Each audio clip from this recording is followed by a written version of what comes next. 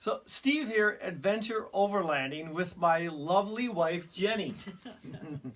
And we're doing a little reminiscing here by looking at some photos. The reason we're looking at this particular photo is Jenny was with when I harvested this particular buck. It's my deer. It was Wisconsin gun season. My deer.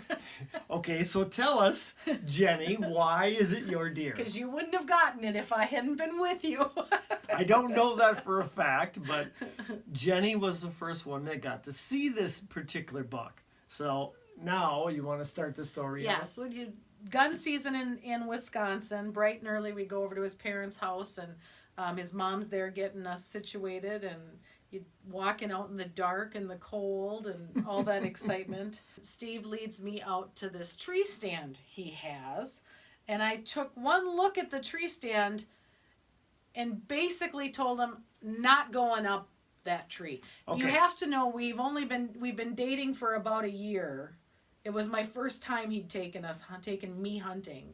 So what year was that? 1990, the fall of 1990. So, and as she mentioned, we had been dating for a year, so we started dating in 1989, which is basically putting 29 us... years 29 ago. 29 years ago. When we started dating. So 28 years ago is when we shot. Really, 28 years ago. Mm-hmm. Wow. And so when... Okay, let me describe the tree stand a little bit. No, don't interrupt me. The tree stand is not very high off the ground. This was a permanent tree stand I made out of lumber in, if I remember right, a tri-tree type thing so that they were out and about. All right, so the issue is the tree stand itself had wood horizontal boards for steps, but you had to climb out a way to get into the tree stand. So that's what made Jenny nervous. Mm-hmm. And there was no forewarning of this situation, and I'm looking at it with a flashlight, telling Steve that's not going to happen. And he's telling me he's got me. So I somehow make it into the tree stand quite shakily. She does make it, yes. We're sitting back to back, looking opposite directions. Yep, and we're waiting for daylight to Basically break. daylight. Daylight comes up barely, and I get to use my new rattle bag. It's a rattle bag that my mom helped make. Where I had worked at the time, we were cutting up like fake granite countertop stuff, and I had small squares from that. I put into a camouflage bag that my mom had sewn for me. So you rattled. I rattled. As it started to lighten, and as it was lightening, and I don't think it was early enough to shoot yet, but it was early enough that I could see the horizon breaking on the top of the hillside through the tree line, and I saw some movement. Yeah, I don't think we were there very long, at least based on my memory, which is 29 years old. I don't think we were there that long, but I do believe it was definitely, by the time she had started talking about movement, it was definitely into, the shooting light. It was first thing in the morning, and we had not heard any other shooting around us. So it was right. First, it was early. First availability to do that. And so I whisper to him, our backs are to each other, and I kind of leaned my head back and I said, Steve, I see something. So not the best woods etiquette. It's okay. that was actually okay. What was interesting to me was I was trying to discern on what we were talking about. She's seen something. So was it a cat, a dog, a deer? So basically I got, that's nice. So then I'm looking at it. I probably asked, what was it? And then I'm looking at it and I whisper, Steve, it's a deer. I think you might have to talk a little Steve, louder. it's a deer, I whisper. And he says, good. Be quiet. Probably did. Don't move.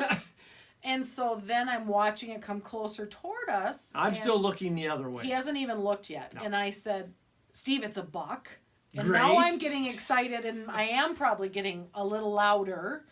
And he's great, shh. And then I pretty much fully turned around and said, Steve, it's a big buck. And of course, Jenny's hunting experience at that time was not that I was super experienced. I was old already at that point. He was old. He was 30. So now you just gave away my age. 31. Thank you very much. So I was young. I had been hunting for some time already, and Jenny had not been. So I'm assuming it's probably a small buck coming, and that I had plenty of time.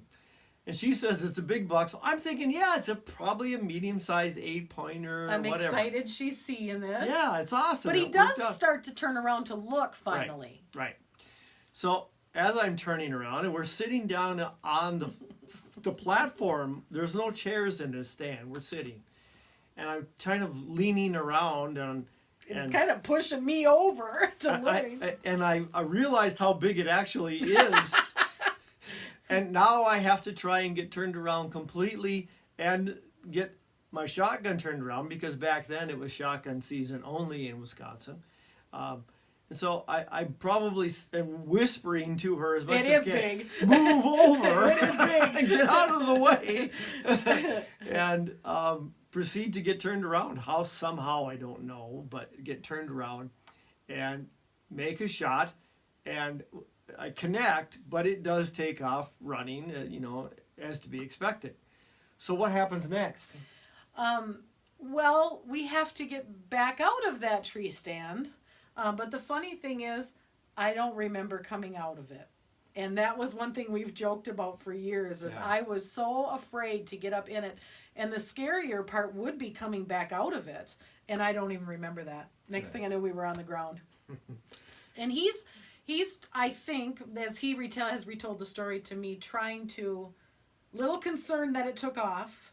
You didn't want me to be traumatized by anything. You were hoping it didn't travel far. She was fairly new to, not to having hunting around her, but being part of the actual hunt. Right, of the harvest. Yeah. I'd never really been part of a harvest. Right. And so we start, what I remember next is, he just says, we stood for a while, and he said, we're just going to stay here for a while, and then let's see if we can pick up any blood. So let's go over to where the shot was. Because it actually ended up running past the stand. So we wouldn't have to go far away from the stand to check and see if there's any sign. We get over to about where the shot happened, and we found some bright red spots on, I'll leave here, I'll leave there. Right. It wasn't sparse, but it was not a lot of sign that I would hope. So I'm following him, and he's saying, there's a spot there, and there's a spot there. And we got to a space where there hadn't been a spot for a while. And he said, maybe we should just go back and make sure we didn't miss it. And he turns around, and I'm holding all the leaves in my hand. I'd been picking up every leaf with blood on it. So we no longer have sign. Well, then thankfully we could just pushed forward a little farther and found more blood. Yeah. And then it picked up. Then it was heavier blood. It did not go far at all. Not far at all. But that wasn't the point. It could have been a situation where we would have had to retrace our steps. And there was no retracing. No more, but it wasn't far. So then we found the deer, and it appeared to be dead already. But you wanted to make sure he was really being, now I know, very cautious to make sure I had a good experience. Sure. And we were thankful it had passed. It was not, you didn't have to do anything. There were no second shots involved or anything like that. So. Yep. And then we saw just how absolutely beautiful the rack was. And it still is.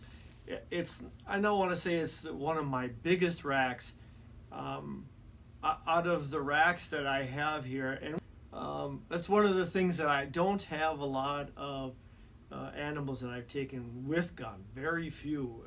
I think out of the ones that I have down here, there's three.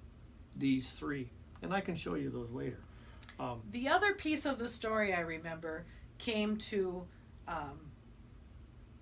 cleaning it out and doing all that stuff. Right. And so I was very nervous about that. We had to field dress. Though on the other hand, Jenny had some experience with that because of some of her schooling that she's been I was in an anatomy and physiology class, and I had Right. been doing some actual lab dissections with fetal pigs and that kind of stuff. But I was nervous, and the first thing he asked me to do is to hold the hooves, which I was not prepared for how that would feel. But it was okay. Because you hadn't touched an animal really to that point. It was like touching it and not touching it and then touching it again. And then when he went to field dress it, he had told me, if you don't want to look, just turn away and this won't take long. Right. And so he thought I wasn't looking.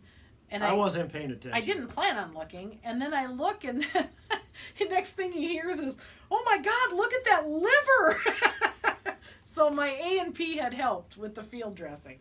So that was not a big deal for me. It really didn't bother me at all. It actually caught her interest a little bit. And I've had that happen several times with people that once they get past the idea of its guts, there are parts that people can recognize. Not everyone gets a chance to go through that process of seeing lungs and heart and all of that. As a hunter, we're used to seeing that. And we actually may even go through it and look for a particular sign in the hearts and lungs. But in any case, after that, I don't remember much. I just remember we did get it out of the woods, and the tradition of the Wisconsin gun season continued. A lot of excitement, everybody coming out to see the buck, right, pictures so being taken. We had drug it down at that particular place. That was the place that I was raised at. It was my mom and dad's place, and it was downhill to drag it. So even though there wasn't snow, it wasn't too hard. We weren't that far away. And we had taken it to the house, and that's what picture we're looking at. We've got a few pictures here with that, and so I'll have those up and about, flashing in and out on the video for you. Our daughter's adorable. She was very excited about It's seeing it. one of the pictures that I still remember my 30-year-old daughter looking like. So Your mental my picture in your head. Yeah. But yeah, just the celebration. His dad and mom coming out and taking pictures, and Right. just the tradition. All of the Wisconsin gun hunt tradition. And that's what made her actually marry me, of course. Oh yes, that's what it is. That and the beard. I didn't.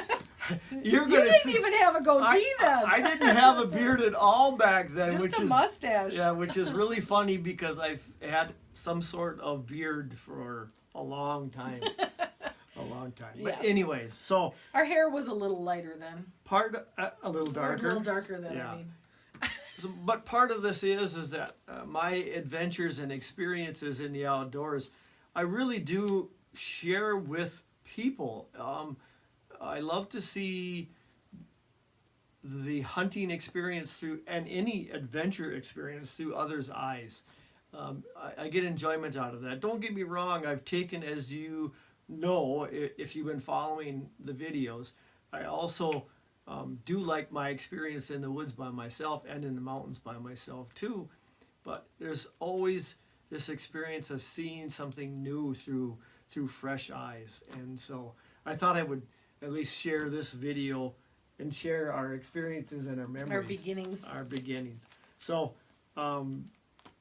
probably long enough video. Have anything to add, dear?